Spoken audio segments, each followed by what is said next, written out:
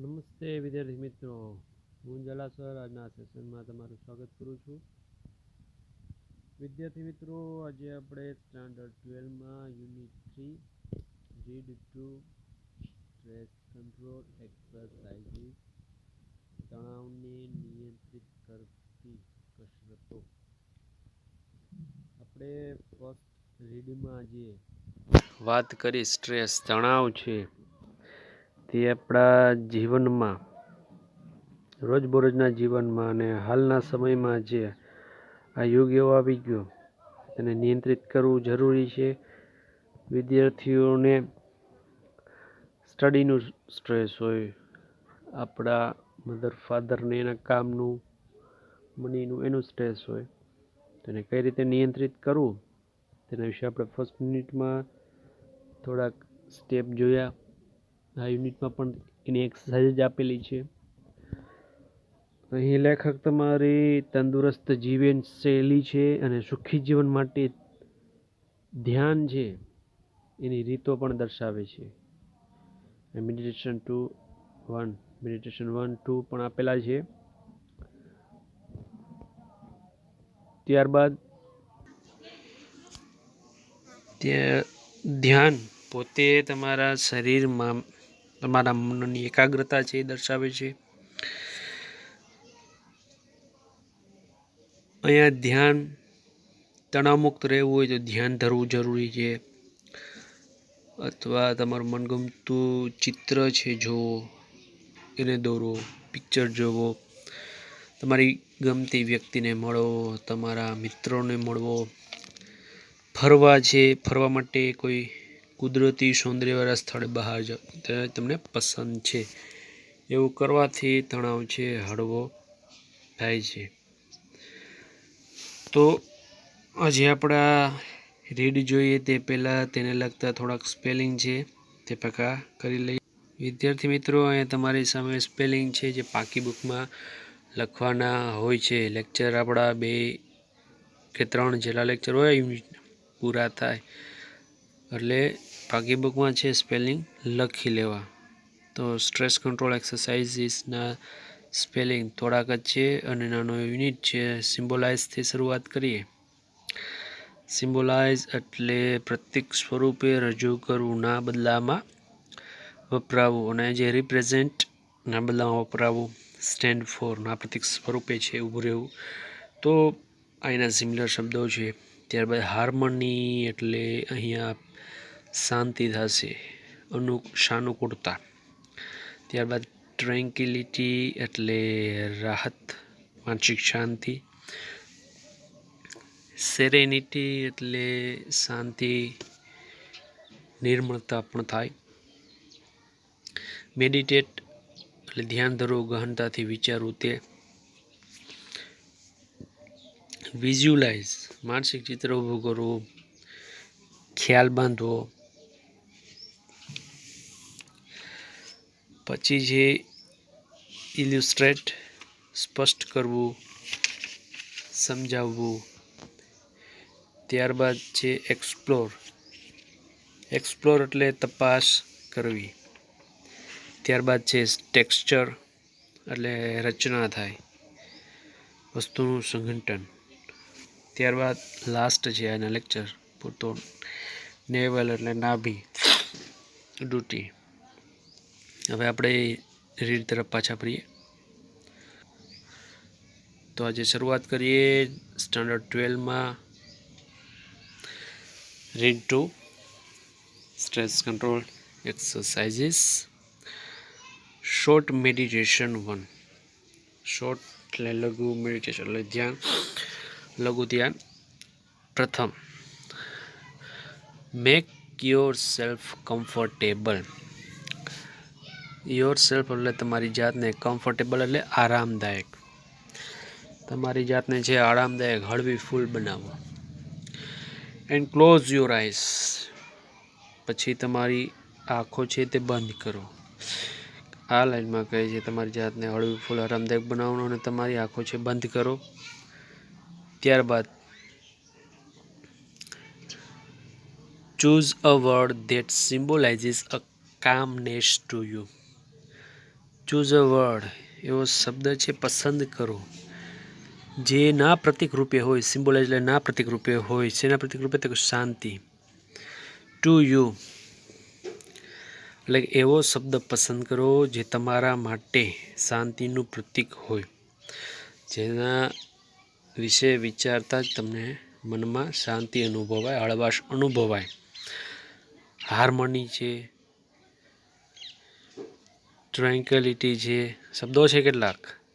Serenity, piece અને relax. Harmony એટલે સાનુકૂળતા, ટ્રેન્ક્વિલિટી એટલે સુમેળતા, શાંતિ, સેરેનિટી એટલે નિર્મળતા, પીસ એટલે શાંતિ ને રિલેક્સ એટલે આરામ. તો કેટલાક શબ્દો જે શાંતિનું પ્રતીક હોય એવા શબ્દો પસંદ કરો. ત્યાં શબ્દો આપેલા છે. તો નિર્મળતા છે, આરામ છે, શાંતિ છે, સુમેળતા છે. Ready?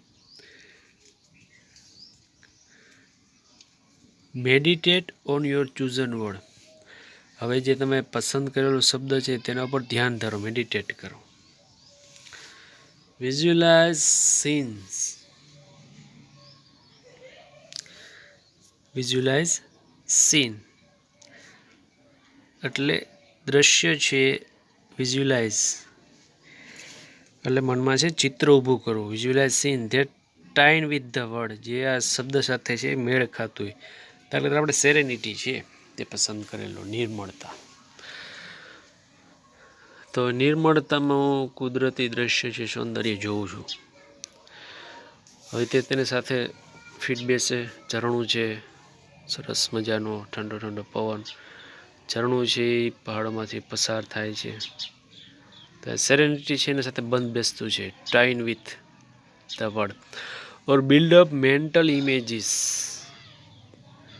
That illustrate the word. એટલે મનમાં છે એવી છબી છે બાંધો જે આ શબ્દને છે એ તમને સમજાવે. તો સેરેનિટી એટલે નિર્મળતા, અને નિર્મળતા એટલે પવન છે, ઝરણું છે વહેવું. બરાબર? મનમાં તે આપણે કલ્પના કરી અને આ વર્ડ આપણે બરાબર સમજાવે છે. You can also spend some time imagine what it would feel like. તમે થોડોક સમય છે પસાર પણ કરો જે તમને પસંદ છે. તો આપણે અહીંયા પક્ષીઓનો કલરવ પણ છે તેમાં સાંભળીએ. તમે એવું મહેસૂસ કરો જે તમને છે આમ આરામ છે અનુભવતું હોય, તમને શાંતિ અનુભવતું હોય એવું મહેસૂસ કરો, ફીલ કરો. If you experienced harmony or tranquillity inside yourself. જો તમારે તમારી જાતે ઇનસાઇડ યોર સેલ્ફ એટલે તમારી અંદર જો તમને છે સુમેળતા અને શાંતિનો અનુભવ થતો હોય, એક્સપિરિયન્સ એટલે તમને તેનો અનુભવ થતો હોય, તો પણ યોર આઈઝ અગેન, ફરી છે તમારી આંખો ખોલો. તો એક પ્રકારની મેડિટેશન છે, શોર્ટ મેડિટેશન. શબ્દ છે એના અનુરૂપ મનમાં ચિત્ર છે ખડું કરવાનું કહે છે. તો ચિત્ર ખડું કરે તો એમાં આપણું ધ્યાન છે દોરવાઈ જાય છે અને આપણે એમ વિચારતા મનમાં જ આનંદિત થઈ જાય છે ચિત્ર જોઈને. તો થોડોક રાહત પણ અનુભવીએ છીએ. ત્યાં તમે રાહત અનુભવતા હોય, તમે સુમેળતા હોય, તમે શાંતિ અનુભવતા હોય તમારી અંદર. ઓપન યોર આઈઝ અગેન, ફરી તમારી આંખો ખોલો. શોર્ટ મેડિટેશન 2, લઘુ ધ્યાન 2. તેમાં શું કહે છે? તો કે pick a material such as a dress, fabric, a stone, a piece of wood or anything else that appeals to you. એટલે કોઈ મટીરિયલ, કોઈ સામગ્રી છે જેવું કે સચ એઝ, જેવું કે ડ્રેસ, ફેબ્રિક એટલે કે કાપડનો ટુકડો છે,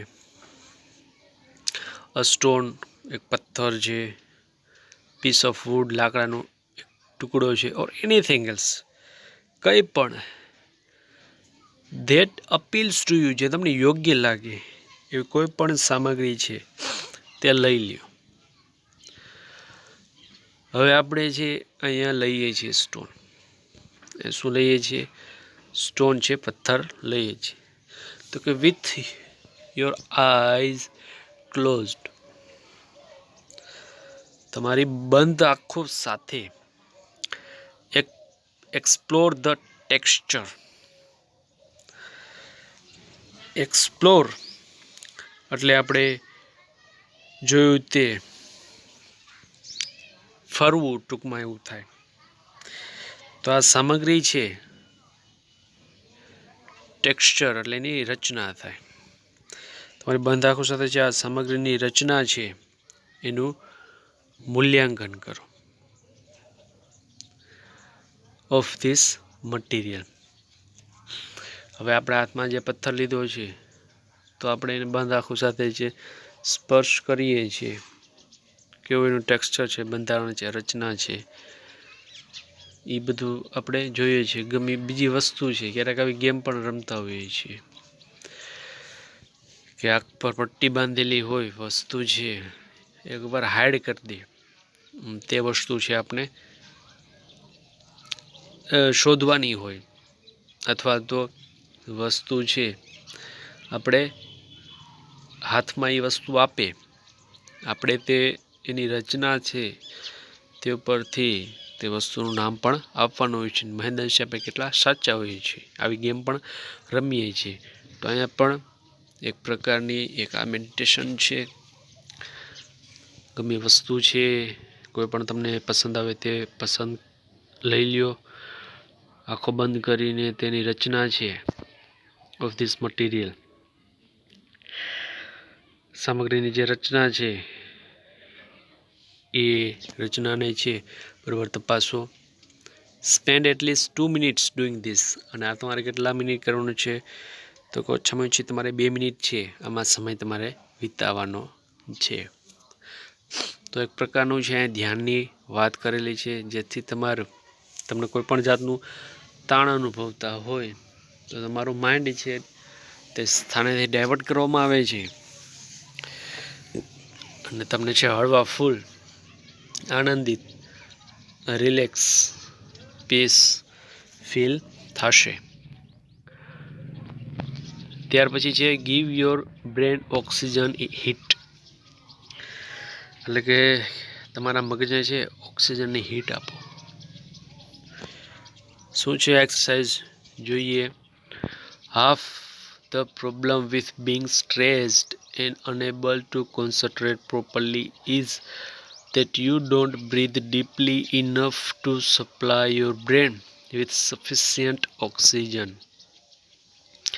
Half the problem, મોટા ભાગની પ્રોબ્લેમ છે તણાવમાં રહેવાની. વિથ બીંગ સ્ટ્રેસ્ડ એટલે તમે તણાવમાં રહ્યો છો, યોગ્ય રીતે તમે છે ધ્યાન, અનેબલ ટુ કોન્સન્ટ્રેટ, ધ્યાન પણ ધરી શકતા નથી, પ્રોપરલી તમે ધ્યાન પણ નથી ધરી શકતા. Is that you don't breathe deeply, એટલે કે તમારા મગજને છે પૂરતો ઓક્સિજન પૂરો પાડવા માટે તમે ઊંડેથી પૂરો શ્વાસ લેતા નથી. Is that you don't breathe deeply, ઊંડેથી શ્વાસ નથી લેતા. Enough to supply your brain with sufficient oxygen, તમારી માઇન્ડને જે પૂરતો ઓક્સિજન મળવો જોઈએ તે પૂરતો ઓક્સિજન તમે લેતા નથી. એટલે તમારા મગજને એક ઓક્સિજન હીટ આપો. શું? તો જ્યારે તમે તણાવમાં હોય છો, તમે યોગ્ય રીતે ધ્યાન નથી ધરી શકતા, ધ્યાન નથી આપી શકતા, તો કે એ માટે અસમર્થ રહેવાની અડધી સમસ્યા એ છે કે તમે તમારા મગજને પૂરતો ઓક્સિજન પૂરો પાડવા માટે તમે ઊંડેથી છે પૂરો શ્વાસ છે તે લેતા નથી. આગળ, વેન વી ગેટ સ્ટ્રેસ્ડ, એટલે કે જ્યારે આપણે તણાવમાં હોઈએ, we tend to hold our breath or only breathe in shallow way, એટલે કે જ્યારે આપણે તણાવમાં હોઈએ ત્યારે આપણે આપણા શ્વાસ રોકી રાખીએ છીએ. યુ ટેન્ડ ટુ હોલ્ડ રોકવું, ઓવર બ્રીથ આપણો શ્વાસ છે રોકી રાખીએ છીએ. અથવા શું કહે છે કે only breathe in a shallow way, મને થોડો થોડો છીછરો જાઓ. ફેફસાનો ઉપર છેલ્લો છે આપણે શ્વાસ છે તે લઈએ છીએ, ઊંડેથી નથી લેતા. ઉપર છેલ્લો છે શ્વાસની જે શ્વાસોશ્વાસની ક્રિયા કરીએ છીએ. જ્યારે આપણે સ્ટ્રેસમાં હોય ત્યારે આપણે ન ખ્યાલ હોય, આપણે શ્વાસની ક્રિયા છે એ મંદ પડી જાય છે. ઉપર છેલ્લો ઓક્સિજન લઈએ છીએ, બહુ ડીપ બ્રીથ નથી લેતા. જો પૂરતો અનુલોમ વિલોમ ને પ્રાણાયામ શું કામ કરતા? પૂરતો તમે શ્વાસ ભરો, પછી છોડો, પાછો ભરો, પાછો છોડો. માઇન્ડને છે શરીરને પૂરતો ઓક્સિજન પણ જરૂરી છે.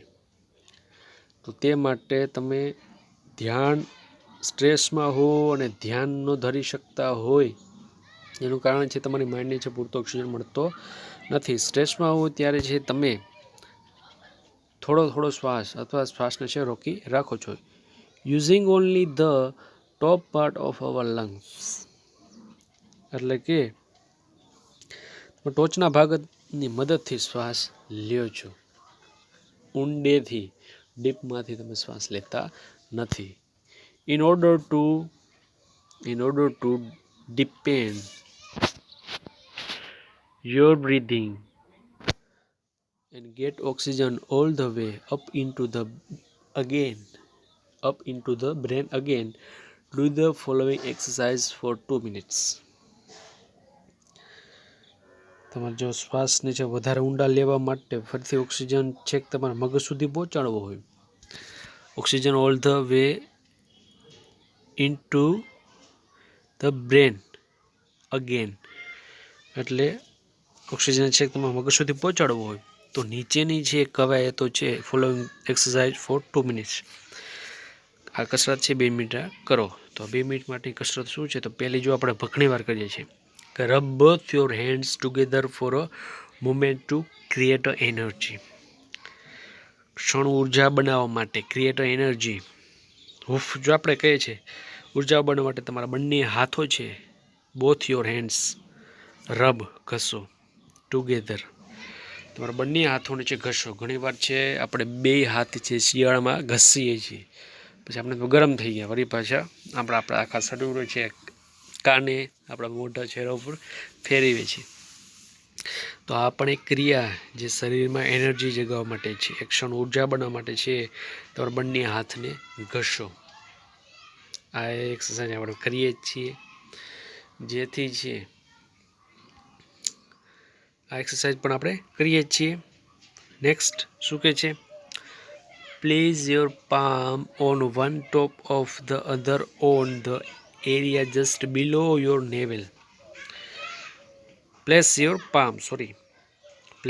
પામ, તમારી હથેળી છે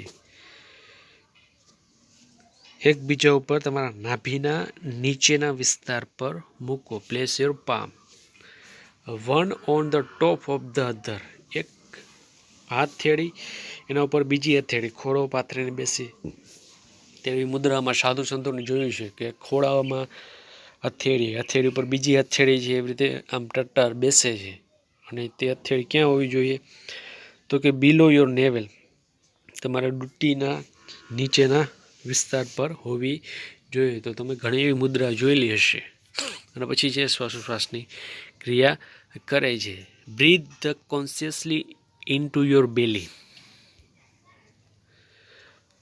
શું કહે છે કે તમારા પેટમાં છે કોન્શિયસલી, એટલે તમે સભાન છો, તમે શ્વાસોશ્વાસની ક્રિયા કરો છો તે તમને ખ્યાલ છે. શ્વાસ લઈએ છીએ નોર્મલ છે ક્રિયા, આપણે એમાં ધ્યાન નથી દેતા, પણ અત્યારે તમે સભાન છો, કોન્શિયસલી કહે છે.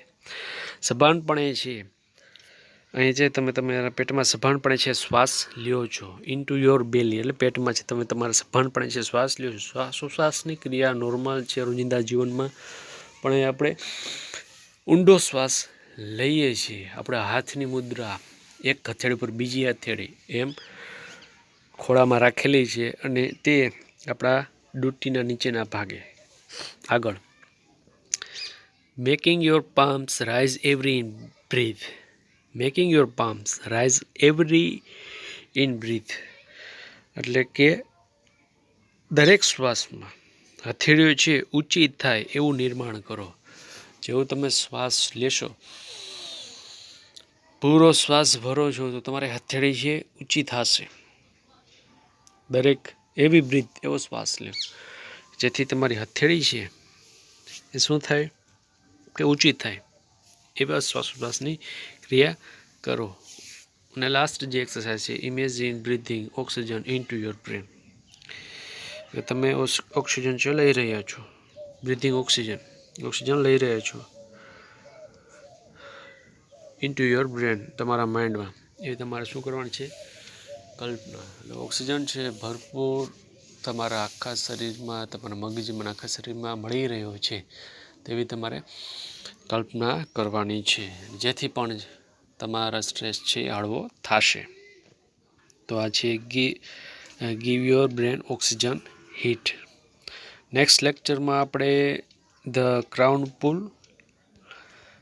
એન્ડ મેન્ટલ ક્વિક ફિક્સીસ જોશું. આજના લેક્ચર માટે આટલું જ. અને તમારે સ્પેલિંગ છે તે તમારે પાકી બુકમાં લખવાના હોય છે. જેટલા યુનિટ ચાલી ગયા યુનિટના સ્પેલિંગ છે પાકી બુકમાં લખવા જરૂરી છે. નવા યુનિટ, નવા રીડના સ્પેલિંગ, નવા પેજે, વ્યવસ્થિત સારા અક્ષર. કંઈ પણ પ્રશ્ન હોય તો મને મેસેજ કરવો. અને આપણે બોર્ડના વિદ્યાર્થી છીએ, વધુનો કંઈ કેવું 30% કોર્સ છે, આપણે ટેક્સ્ટ બુકમાં કપાત છે બરાબર, આપણે લેફિંગમાં તેમાં. બાકી ગ્રામર તો છે પૂરેપૂરું. અને 20 માર્કના જે શોર્ટ MCQ ટાઈપ પૂછાય 30 માર્કના કરી દીધા છે, તે પણ તમને ખ્યાલ હશે. તો તૈયારી છે બોર્ડના વિદ્યાર્થી તો ખાસ શરૂ જ રાખવી, કરી ન હોય તો કરી દેવી, ખોટું વહેમમાં ન રહેવું. આપણી પરીક્ષા છે એ લેવાશે, તે ફાઇનલ જ છે. એટલે બોર્ડના વિદ્યાર્થીઓ છે મહેનત શરૂ કરી દેવી. કંઈ પણ ન સમજાતું હોય તો પર્સનલી મારા કોન્ટેક નંબર તમારી પાસે છે જ. ન સમજાતું હોય તો જ ફોન કરવો. ખોટું મને સારું લાગે એ હાટું મને ફોન કરવાનો નથી. Thank you.